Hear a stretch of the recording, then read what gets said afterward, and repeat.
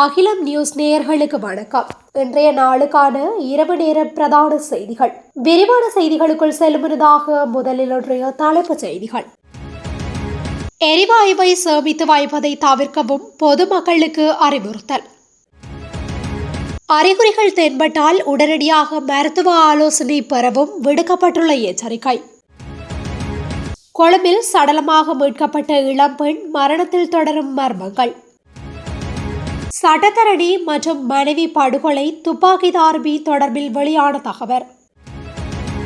கடற்தொழிலாளர்களுக்கு புதிய காப்பீட்டு திட்டம் வெளியான அறிவிப்பு.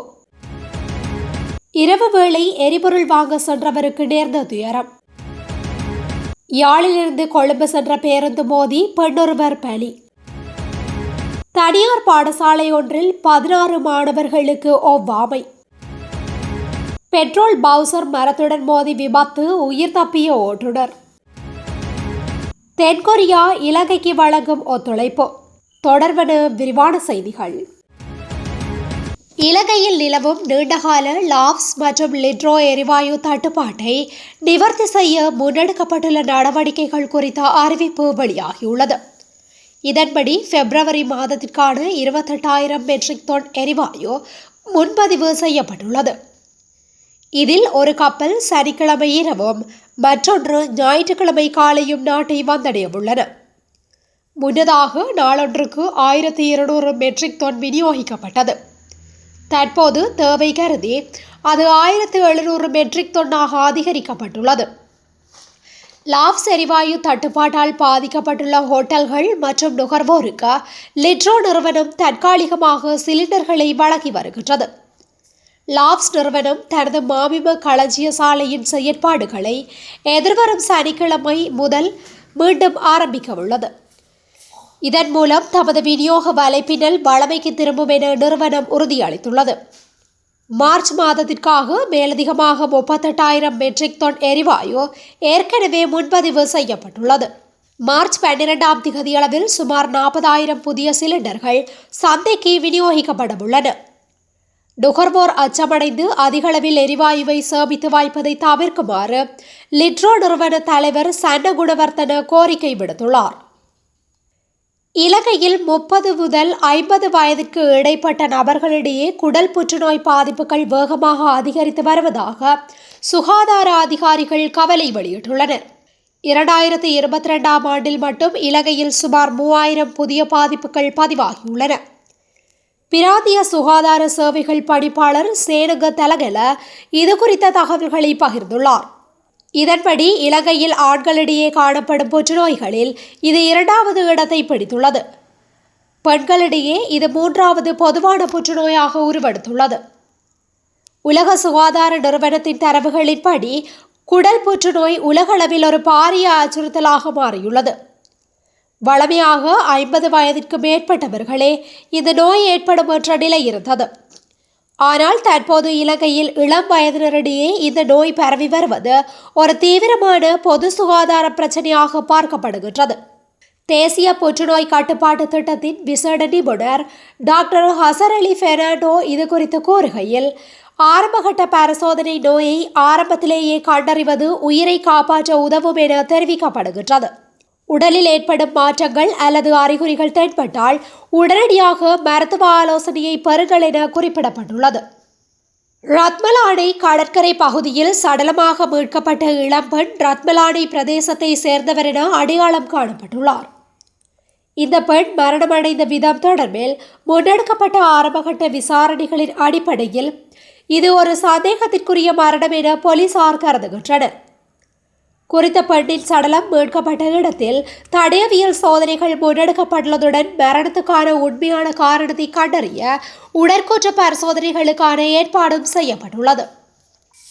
அக்குரேகொடவில் சட்டத்தரணி புத்திகே மல்யவாராய்ச்சி மற்றும் அவரது மனைவி கொலை செய்யப்பட்ட வழக்கில் கைது செய்யப்பட்ட 2வது துப்பாக்கிதாரி கொலை, கொள்ளை மற்றும் போதைப்பொருள் கடத்தல் உள்ளிட்ட 10 கடுமையான குற்றங்களுடன் தொடர்புடையவர் என்பது காவல்துறை விசாரணைகளில் தெரிய வந்துள்ளது. சந்தேக நபருடன் தொடர்புடைய குற்றங்களில் தென் மாகாணத்திற்குள் நடத்தப்பட்ட பாலியல் வன்கொடுமை சம்பவங்களும் அடங்கும் என்று காவல்துறையினர் தெரிவித்துள்ளனர். முன்னாள் கடற்படை மாலுமி என அடையாளம் காணப்பட்ட சந்தேக நபர் மொனராகலை நக்கல தம்பத்த பகுதியில் ஒரு நடவடிக்கையின் போது கைது செய்யப்பட்டார். கைது செய்யப்பட்ட நேரத்தில் அவர் ஒரு கைவிடப்பட்ட வீட்டில் மறைந்திருந்ததாகவும் மேலும் இருவர் கைது செய்யப்பட்டதாகவும் காவல்துறையினர் தெரிவித்தனர். அக்குரேகொட துப்பாக்கி சூட்டில் தொடர்புடைய முதல் துப்பாக்கிதாரி முன்பு அம்பலாங்கொடியில் கைது செய்யப்பட்டிருந்தார். கூடுதலாக தாக்குதலில் பயன்படுத்தப்பட்ட ஆயுதங்களை கொண்டு செல்வதில் ஈடுபட்ட 2 நபர்களும் கொலையுடன் தொடர்புடைய ஒரு ஒருங்கிணைப்பாளரும் முன்பு கைது செய்யப்பட்டிருந்தனர். பிப்ரவரி 13 அக்குரேகொட பகுதியில் சட்டத்தரணி புத்திக மெல்லவாராய்ச்சி மற்றும் அவரது மனைவி சுட்டுக் கொல்லப்பட்டனர். காவல்துறையின் கூற்றுப்படி இந்த துப்பாக்கி சூடு கரதெரிய சுத்தா என்று அழைக்கப்படும் ஒரு பாதாள உலக குற்றவாளியால் திட்டமிடப்பட்டது. கொலை செய்யப்பட்ட சட்டத்தரணி கரதெரிய சுத்தாவுக்காக பல நீதிமன்ற வழக்குகளில் பிரதிநிதித்துவப்படுத்தியதாகவும் விசாரணைகள் தெரிவிக்கின்றன. கடற்தொழில் நடவடிக்கைகளுக்காக ஆழ்கடலில் மூழ்கி பணிபுரியும் கடற்தொழிலாளர்களுக்கு புதிய காப்பீட்டு திட்டம் ஒன்று அறிமுகப்படுத்தப்பட்டுள்ளது. விவசாயம், கால்நடை, காணி மற்றும் நீர்ப்பாசன அமைச்சின் கீழ் இயக்கம் விவசாய மற்றும் விவசாய காப்பீட்டு சபையினால் இந்த திட்டம் அறிமுகப்படுத்தப்பட்டுள்ளதாக தெரிவிக்கப்படுகின்றது. நீண்டகாலமாக அதனுடன் தொடர்புடைய கடற்தொழிலாளர்களால் விடுக்கப்பட்ட கோரிக்கைக்கு அமைவாக இந்த விசேட திட்டம் நடைமுறைக்கு வருகின்றது. அதன்படி கடற்தொழில் சார்ந்த மூழ்கும் நடவடிக்கைகளில் ஈடுபட்டிருக்கும் போது மரணம் சம்பவித்தால் காப்பீடு செய்தவருக்கு 12 லட்சம் ரூபாய் இழப்பீடாக வழங்கப்படும்.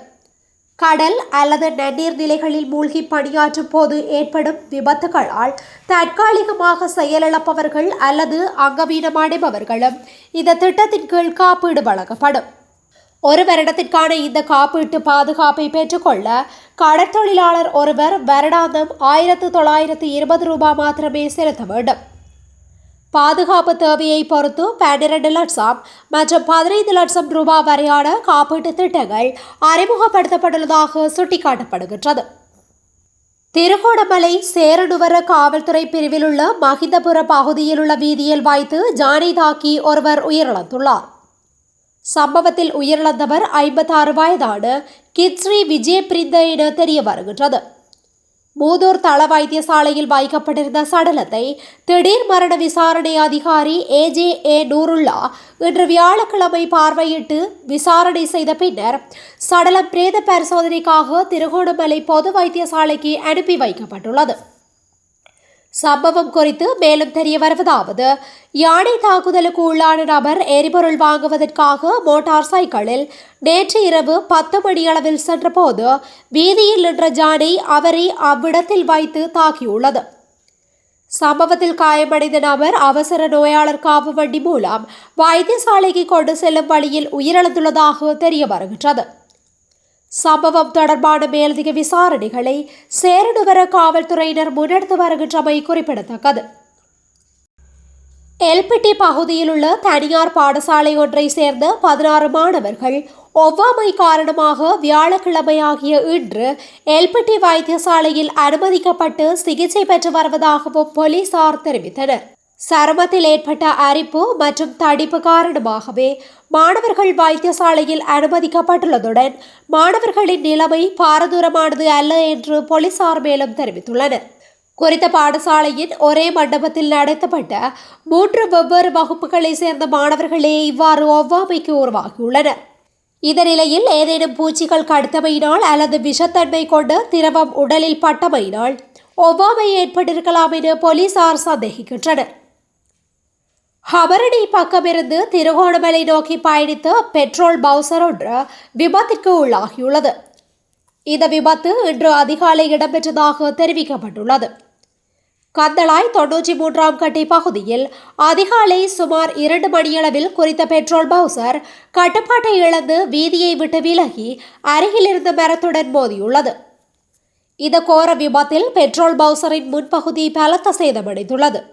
எனினும் பவுசரின் சாரதி எந்தவித காயங்களுமின்றி அதிர்ஷ்டவசமாக உயிர் தப்பியுள்ளார். விபத்து இடம்பெற்ற போது சாரதி தூக்க கலக்கத்தில் இருந்தவையே விபத்துக்கான காரணம் என ஆரம்பகட்ட விசாரணையில் தெரிய வந்துள்ளது. குறித்த விபத்து தொடர்பான மேலதிக விசாரணைகளை கந்தளாய் போலீஸ் நிலையம் மேற்கொண்டு வருகின்றது. தென்கொரியாவில் அதிகாரப்பூர்வ பயணம் மேற்கொண்டுள்ள வெளிவிவகார மற்றும் வெளிநாட்டு வேலைவாய்ப்பு பிரதி அமைச்சர் அருண் ஹேமச்சந்திர கொரிய குடியரசின் வெளிவிவகார பிரதி அமைச்சர் யுயி ஹே செசிலியா சுங் ஆகியோர் சியோல் நகரில் இருதரப்பு பேச்சுவார்த்தையில் ஈடுபட்டனர். சியோலில் உள்ள வெளிவிவகார அமைச்சில் நடைபெற்ற இந்த சந்திப்பின் போது இலங்கை மற்றும் குடியரசு இடையிலான இருதரப்பு ஒத்துழைப்பை மேலும் பலப்படுத்துவது தொடர்பாக பல்வேறு அம்சங்கள் குறித்து கலந்துரையாடப்பட்டுள்ளது. இலங்கையின் கடன் மறுசீரமைப்பு முன்னேற்றம் உள்ளிட்ட தொடர்ச்சியான பொருளாதார மீட்சி செயல்முறையுடன் இணைந்து பொருளாதார ஒத்துழைப்பை வலுப்படுத்துதல், வெளிநாட்டு வேலைவாய்ப்புகளை விரிவுபடுத்துதல், அபிவிருத்தி ஒத்துழைப்பை மேம்படுத்துதல் மற்றும் பாதுகாப்பு ஒத்துழைப்பை பலப்படுத்துதல் ஆகியவற்றில் கவனம் செலுத்தப்பட்டது. மேலும் டிட்வா அனர்த்தத்திற்கு பின்னர் இலங்கைக்கு கொரிய குடியரசு வழங்கிய துரிதமான உதவிக்கு பிரதி அமைச்சர் தனது நன்றியை தெரிவித்ததுடன் இலங்கையின் மறுசீரமைப்பு மற்றும் மீள்கட்டமைப்பு தேசிய முயற்சிகளுக்கும் தொடர்ந்து ஆதரவு வழங்குமாறும் கேட்டுக்கொண்டுள்ளமை குறிப்பிடத்தக்கது. இத்துடன் இன்றைய நாளுக்கான இரவு நேர பிரதான செய்திகள் நிறைவடைகின்றன. தொடர்ந்து இதுபோன்ற செய்திகளை உடனுக்குடன் அறிந்து கொள்ள அகிலம் நியூஸுடன் இணைந்திருங்கள். நன்றி, வணக்கம். அகிலம், மாற்றத்திற்கான மக்கள் குரல்.